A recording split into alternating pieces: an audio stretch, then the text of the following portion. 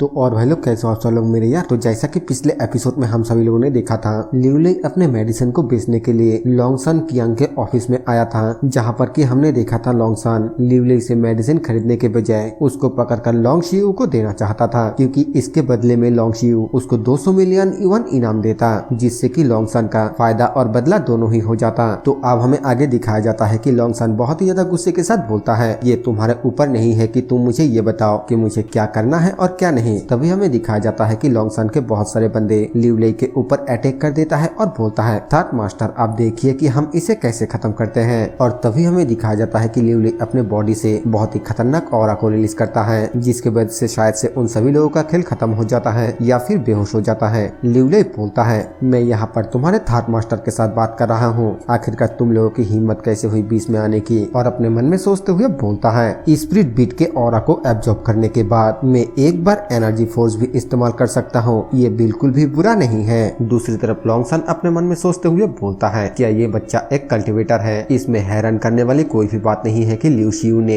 इसके लिए इतना बड़ा इनाम रखा, क्योंकि इसको हैंडल करना उतना भी ज्यादा आसान नहीं है। फिर वो लिवलेई को बोलता है, तुम्हारे मार्शल आर्ट को देखते हुए मैं एक बार तुम्हारे लिव फैमिली के सीक्रेट रेसिपी को देखना चाहता हूँ। मैं तुम्हारे साथ कोऑपरेट करने के लिए तैयार हूँ, प्लीज अपना ऑफर बताओ। लिवलेई बोलता है, मैं मेडिसिन को प्रोवाइड करूंगा और तुम उन्हें सेल करोगे। अगर तुम इस डील को मंजूर करते हो तो फिर हम प्रॉफिट का 50-50 हिस्सा करेंगे। लॉन्गसन बोलता है, ठीक है, लेकिन मैं तभी पेमेंट करूंगा जब सामान को बेचा जाएगा। लिवलेई बोलता है, ठीक है, थर्ड मास्टर हर दिन बहुत ही ज्यादा बिजी रहता है, इसीलिए मैं आपको और ज्यादा परेशान नहीं करूंगा। फिलहाल के लिए यहाँ पर मेडिसिन के 20 बोतलें हैं, सबसे पहले तुम इसे बेचने की कोशिश करो, एक हफ्ते बाद मैं तुम्हारे पास वापस आऊंगा। ये बोलने के बाद लिवलेई यहाँ से चला जाता है, जिसके बाद हमें दिखाया जाता है कि लॉन्गसन बहुत ही ज्यादा गुस्से से अपने चाय के कप को तोड़ते हुए बोलता है, अगर यहाँ पर लोंगकियान होता तो फिर तुम एक पीले बालों वाला लड़का मेरे सर पर चढ़ने की हिम्मत बिल्कुल भी नहीं कर पाते। मैं आज के इस चीज को अपने खाते पर नोट कर लिया है, तुम्हें इस चीज का भरपाई करना ही होगा। और तभी हमें बाहर का सीन दिखाया जाता है, जहाँ पर की 2 पुलिस वाले लिवलेई को पकड़ते हुए बोलता है, माफ करना, क्या तुम लिवलेई हो? प्लीज हमारे साथ चलो। लिवलेई बहुत ही ज्यादा हैरानी के साथ बोलता है, आखिरकार ये सब क्या हो रहा है? इसके बाद हमें पुलिस स्टेशन का सीन दिखाया जाता है, जहाँ पर कि लिवलेई अपने मन में सोचते हुए बोलता है, ये तो सिर्फ इवान जिन्स के मैटर और मेरे स्टोर पे आग लगने की बात को लेकर थोड़ा सा इंक्वायरी था। जिसने भी मेरे स्टोर पर आग लगाया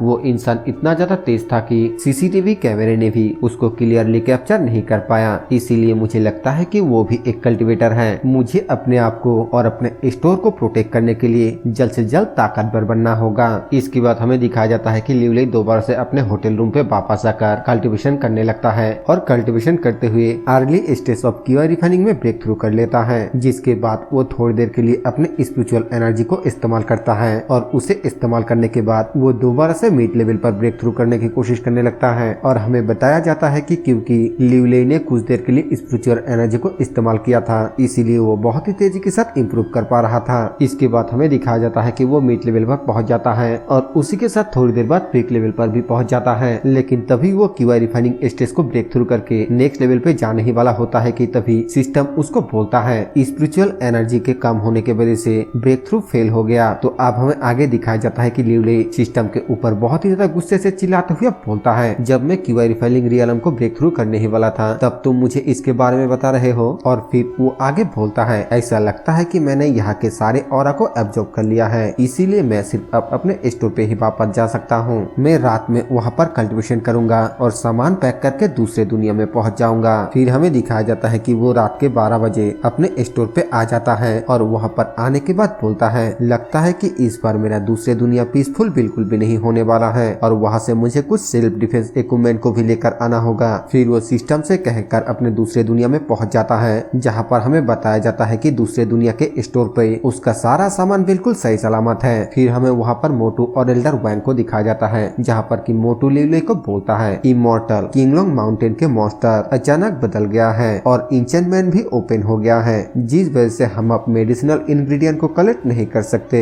मुझे लगता है कि ये हमारा आखिरी ट्रांजैक्शन होगा। लिवलेई बोलता है, इमॉर्टल को इसके बारे में पता है, लेकिन ये अफसोस की बात है कि इमॉर्टल यहाँ पर सिर्फ 20 मिनट के लिए ही रुक सकता है, वरना मैं जरूर तुम लोगों को मदद करता। और अपने मन में सोचते हुए बोलता है, अब तो पैसे कमाने का सारा रास्ता बंद हो चुका है, पता नहीं है कि आखिरकार मैं अब 10 मिलियन इवन कैसे जमा करूंगा। और तभी वहाँ पर लिटिल प्रिंसेस आकर बोलती है ये कोई भी बड़ी प्रॉब्लम नहीं है, इसे मेरे ऊपर छोड़ दो। फिर वो एक ही झटके में शायद से टेलीपोर्ट होकर उन तीनों के बीच में पहुंच जाती है और ये देखकर वो तीनों ही हैरान हो जाता है। जिसके बाद यहाँ से सीन चेंज होकर हमें किंगलोंग माउंटेन का सीन दिखाया जाता है, जहाँ पर की प्रिंसेस सबको लेकर आ चुकी है। प्रिंसेस बोलती है ये मेरा होम साइट है, यहाँ पर मेरा शब्द ही आखिरी शब्द है और कोई भी मेरे ऊपर नहीं बोल सकता है। दूसरी तरफ लिवली अपने मन में सोचते हुए बोलता है मैंने अपने कीवर्ड ट्रेडिंग को अभी अभी पूरा किया है, पता नहीं है कि यहाँ पर मेरे लिए आना गुड लक होने वाला है या फिर बैड लक। और तभी मोटू चिल्लाते हुए बोलता है सब लोग केयरफुल हो जाओ। हमें दिखाया जाता है कि बहुत सारे स्पाइडर और स्कॉर्पियन उनके तरफ अटैक करने के लिए आने लगता है।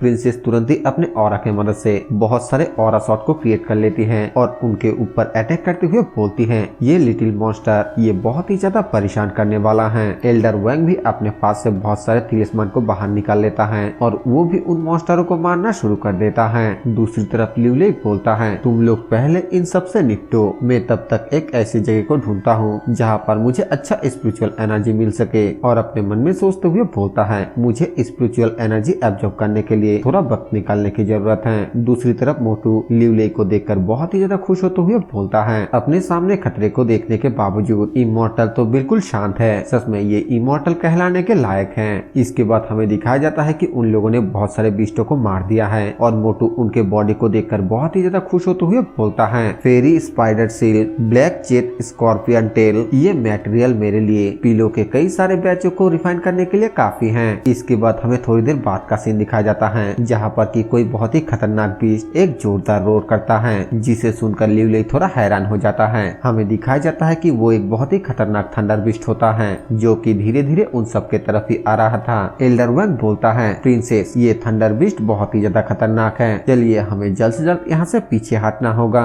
लेकिन प्रिंसेस बहुत ही तेजी के साथ उसके ऊपर अटैक करने के लिए चली जाती है जो देखकर मोटू और एल्डर वैंग का आंखें बाहर आ जाता है। हमें दिखाया जाता है कि जब प्रिंसेस उस बीस्ट के ऊपर अटैक करती है तब वो बीस्ट अपने ऑरा से अपने चारों ओर एक शील्ड क्रिएट कर लेता है जिस वजह से प्रिंसेस के शॉट टूट जाती है और वो बीस्ट तुरंत ही प्रिंसेस के ऊपर अटैक कर देता है जिस वजह से प्रिंसेस बहुत ही बुरी तरीके से घायल होकर पीछे को जाकर गिरती है। वो बीस्ट दोबारा से प्रिंसेस के पास आ जाता है और प्रिंसेस घबराते हुए बोलती है मेरी मदद करो, मैं अपने बॉडी को मूव नहीं कर पा रही हूँ। हमें दिखाया जाता है कि वो बीस्ट प्रिंसेस के ऊपर अटैक करने ही वाला होता है कि तभी लिवले भागता हुआ आकर प्रिंसेस को वहाँ से उठाकर दूर लेकर चला जाता है। लिवले अपने मन में बोलता है किस्मत से मैंने अभी अभी स्पिरिचुअल एनर्जी को एब्जॉर्ब करके कीवा रिफाइनिंग रियलम को ब्रेक थ्रू कर लिया जिस वजह से मेरा स्पिरिट बहुत ही ज्यादा बढ़ गया है। दूसरी तरफ एल्डर वैंग उस बीस्ट के ऊपर अटैक करते हुए बोलता है इमॉर्टल मैं आपको कवर करता हूँ, आप प्रिंसेस को लेकर जल्द से जल्द यहाँ से भाग जाइए। और तभी हमें दिखाया जाता है कि वो बीस्ट बहुत ही आसानी से